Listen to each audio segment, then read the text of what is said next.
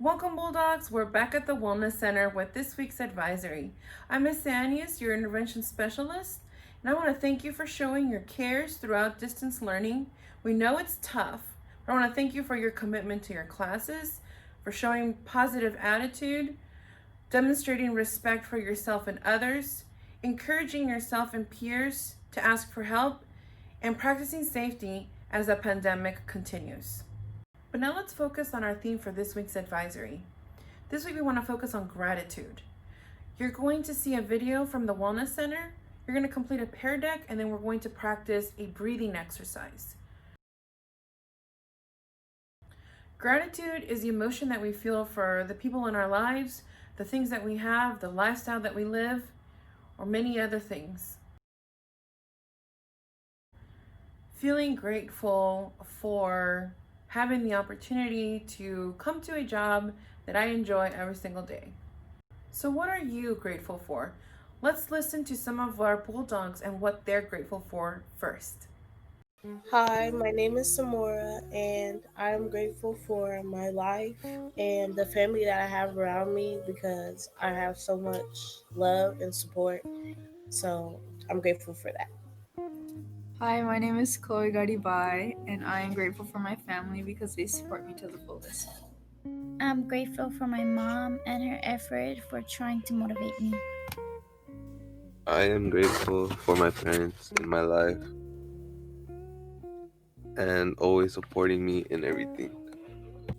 My name is Frederick, and I am grateful for the amount of support that my teachers and administrators were able to give me in order to help me with the transition to online schooling. I challenge every single Bulldog to participate in our Gratitude November Challenge. Throughout the entire month of November, you're going to have the opportunity to show off your gratitude. Whether it's your gratitude for someone, the way that someone makes you feel, yourself, a family member, or things that you might have or possess.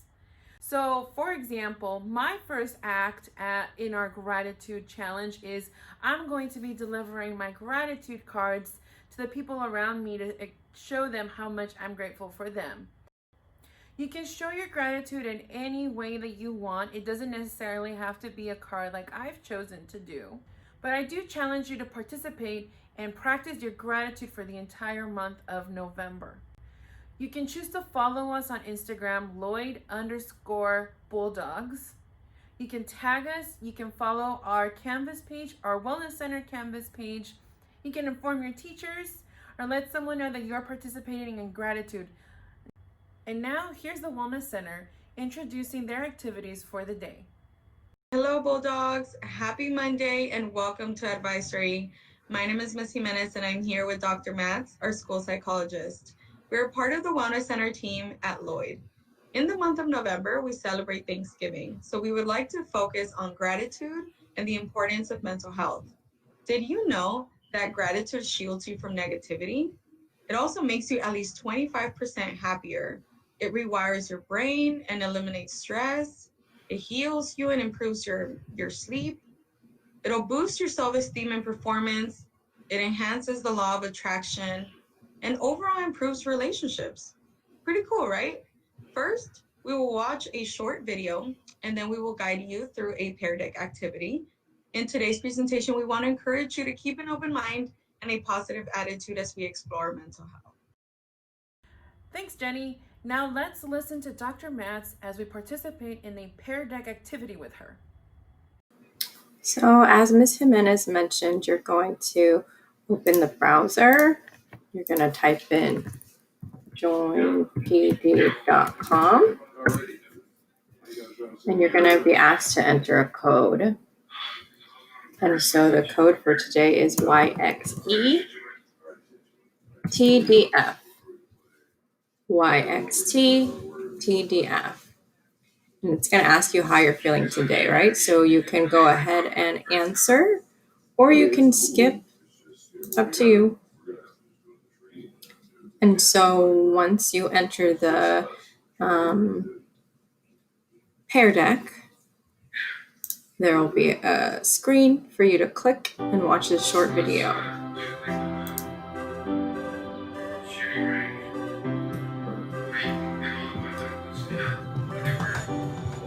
tell how someone feels just by looking at them or what they share online. To the outside world, our lives may look perfect, even if in reality they aren't. I'm always worrying about doing well at school, and with the end of year test coming up, I'm not sure how much longer I can cope. My thoughts swarm around my head, sometimes keeping me up all night. Some days it's just all too much, and I feel like I'm lost in space. When I did badly on one of my tests, I just about kept it together until I got home. Then I broke down crying in front of my mum. She listened for a bit, and then she told me that, just like physical health, we all have mental health. It's our feelings, our thinking, our emotions, and our moods. She then said that feeling down, angry, and stressed is a normal part of life. Just like it's normal to feel happy, confident, and carefree sometimes. We all have positive and negative emotions that come and go based on what's happening around us. These are everyday feelings. Good mental health means experiencing negative emotions. It's not always about being happy. Mum can relate to the feelings of stress. So when Mum suggested I take a break from everything and do something I enjoy, I actually took her advice. So I made myself a hot chocolate, snuggled up in a duvet and watched a film. And you know what? Afterwards I felt so much better. Mum should take her own advice. Most of us only ever share the good things. We don't like to share how we really feel. Every morning when I wake up, negative thoughts stream through my head. Getting out of bed and pretending I'm okay takes all the energy I have. As the day goes on, the negative thoughts turn from a stream into a river. The water rushes through my head so loudly it's hard to concentrate in lessons. And some days it's so bad it feels like a waterfall that's trying to pull me over the edge. Everything is so overwhelming. I didn't think my friends would understand if I told them how down I was feeling. But when Sasha opened up to me about how stressed she was feeling, I told her. I wasn't sure how to bring up how I'd been feeling, so I started by saying that I didn't feel like myself. Just her listening made me feel like she understood. She told me some things that had helped her, so I tried them too, but it didn't make much of a difference. Even when I tried to be around my friends, I felt alone. The things I used to enjoy weren't fun anymore. I was really worried about Andre and not sure what to do. He was quiet and wasn't hanging out with us like he used to. So I asked our head of year for some advice. He suggested I get Andre to speak to him since his negative feelings weren't going away. I didn't want to speak to our head of year, but I also didn't want to keep feeling so down, so I went. He said that sometimes we have overwhelming feelings that can be more intense than our everyday feelings. These feelings hang around for a long time and change the way we feel, think, and behave. They can stop us doing what we want to in life. That's what I was going through. He also said that if we're physically unwell, we let people know, we ask for help. It should be no different with mental health. Sometimes our overwhelming feelings are brought on because of things in our life. Sometimes they happen for no reason at all. After hearing this, I felt much less alone and it felt good to talk. Scientists have found exercise can help when you're feeling low, so our head of year encouraged me to sign up to the school football club, which Sasha was already in. I still have days when the river is there, but now I'm beginning to understand my mental health. I'm learning how to cope. Our head of year reminded me that my friends, family, teachers, and lots of others at school are there to help just as much as he is. I had no idea the people around me could be so understanding. And while it's not always easy to talk about my mental health, the person I'm talking to might be able to help. If you don't feel like talking, that's fine. You could try writing, sports, reading, art, music, playing with your pet, whatever makes you feel better. If you're the person someone talks to when they're struggling, just listen with no pressure or judgment. You don't have to have the answer. If you feel unsure about anything, you can speak to a trusted adult. Talking about mental health doesn't have to be difficult. After all, it's something we all have.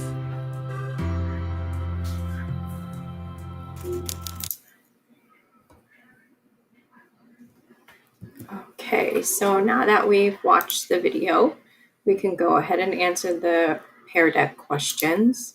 So the first one that you're going to go ahead and answer is, what is mental health? And so you'll type your response here.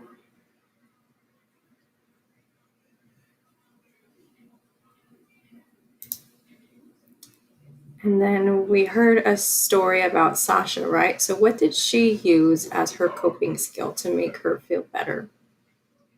So again, you're going to go ahead and type in your answer. So what should I grab? Smoke dates, record dates?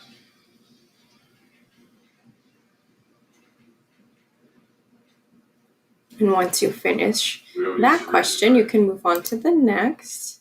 It's a multiple choice question. So do you remember what is released when you exercise that helps control your mood? Is it cortisol, endorphins, or hormones? And if you forgot, you can always go back and watch the video again. And then for this question, you're going to drag the icon to the person who makes you feel better when you're feeling down. So there's all types of options. And maybe it's a parent, a teacher, it could be your coach, a friend, maybe it's your pet. Or maybe it's an option that's not even on here. Could be like a priest or a pastor. But I'll drag the icon to that one. For me, sometimes it's my pet, sometimes it's a friend.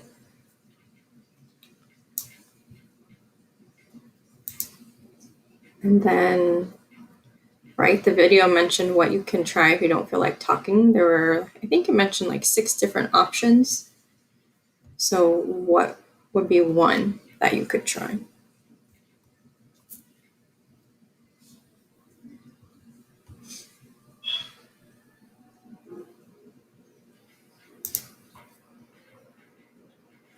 And then we also learned about Andre, right?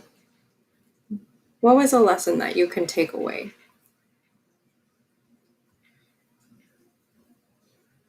Again, if you forgot what happened with Andre, you can always go back and rewatch the video. But what is something that Andre mentioned about mental health?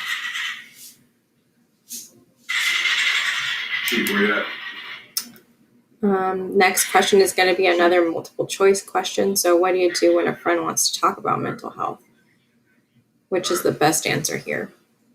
Listen while distracted, ignore them, listen without judgment. And then just reminders about who is available if you need support. You can email us. Myself, a school psychologist, I'm Dr. Matz, Ms. Jimenez, our school social worker, and Ms. Gutierrez, our school therapist. We have drop-in office hours on Tuesdays through Fridays. Those are our Google Meet links. And then we do Thoughtful Thursday every Thursday at 12:30, and that's the link as well. Again, that's on our Canvas page. It's on the school website. So if you need anything, feel free to reach out. Now that we're done with our peridot activity, let's visit Ms. Gutierrez as she teaches us a breathing exercise. Hi everyone, my name is Christine Gutierrez and I am an Associate Marriage and Family Therapist at the Wellness Center. For the next 2 minutes, I'd like to invite you all to take a moment and practice mindfulness meditation and gratitude with me. So sit in a comfortable position with your legs crossed, your hands on your knees, palms up or face down to feel more grounded, or you can lie flat on your back with your arms and legs stretched out like a starfish. That way your body can feel more relaxed.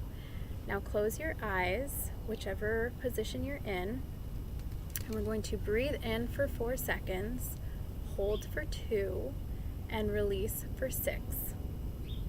Ready? We're going to breathe in with intention and breathe out all the stress.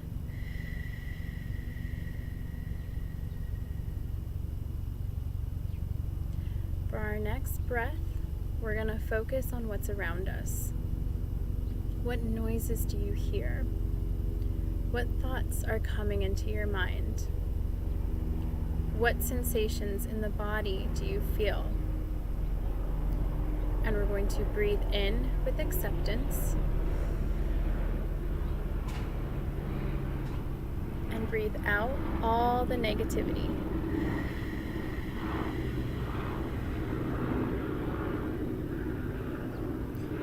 For our next breath, we're going to focus on 3 or 4 things we are grateful for as we're breathing in.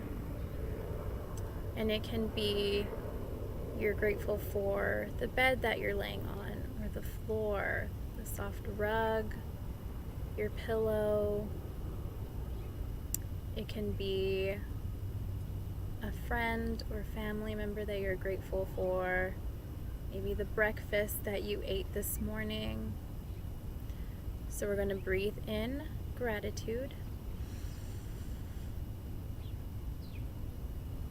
and breathe out all the stress.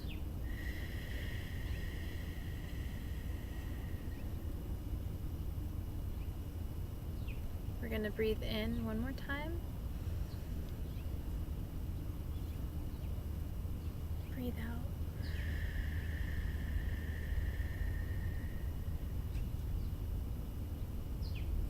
And you can keep doing this exercise on your own, sitting down or laying on the floor, but give yourself a moment to transition from a busy school day to relaxing at home and resting the rest of the day. Or even in the morning when you wake up, how are you transitioning into school mode? Give yourself 5 minutes each morning and each afternoon to give yourselves a break and thank yourselves for pushing through these really stressful times. Thank you everyone for participating in this week's Wellness Center advisory video. We hope that you're able to practice your gratitude throughout the entire month of November.